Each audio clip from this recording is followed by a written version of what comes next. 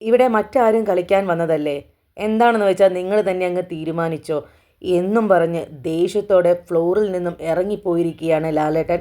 അതെ, ഞെട്ടിക്കുന്ന പ്രമോ തന്നെയാണ് ഇപ്പോൾ വന്നിരിക്കുന്നത്. പ്രമോയിൽ തുടക്കം തന്നെ ലാലേട്ടൻ പറയുന്നുണ്ട്, ഇന്ന് സങ്കടം ഉണ്ടാകും, സന്തോഷമുണ്ടാകും, എവിക്ഷൻ ഉണ്ടാകും എന്ന്. അതായത് സന്തോഷം എന്ന് വെച്ചാൽ ഇന്ന് ബിഗ് ബോസിൻ്റെ 50ാമത്തെ ദിവസം ആഘോഷിക്കുകയാണ്.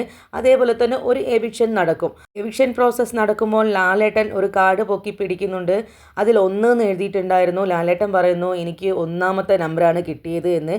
പിന്നീട് കാണിക്കുന്നത് അനുമോളെയാണ്. അനുമോളുടെ കയ്യിലൊരു മാലയുണ്ട്. നോമിനേറ്റ് ചെയ്യപ്പെട്ടവരുടെ അടുത്തേക്ക് അനുമോള മാലയായിട്ട് പോകുന്നത് കാണിക്കുന്നുണ്ട്.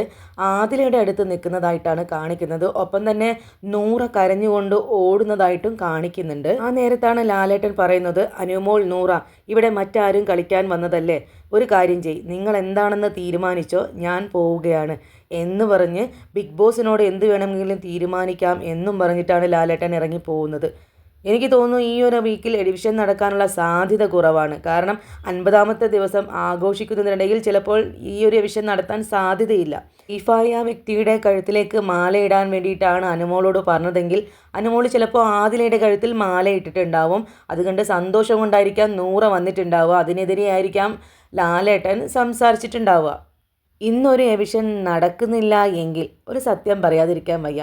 എപ്പോഴൊക്കെ നോമിനേഷനിൽ കുറഞ്ഞ വോട്ട് കിട്ടി ആര്യം നിൽക്കുന്നുവോ അന്നെല്ലാം ഒരു കാരണം ഉണ്ടാകും. എവിഷൻ പ്രോസസ്സ് മാറ്റി വയ്ക്കുകയും ചെയ്യും. ഒടുക്കത്തെ ഭാഗ്യം.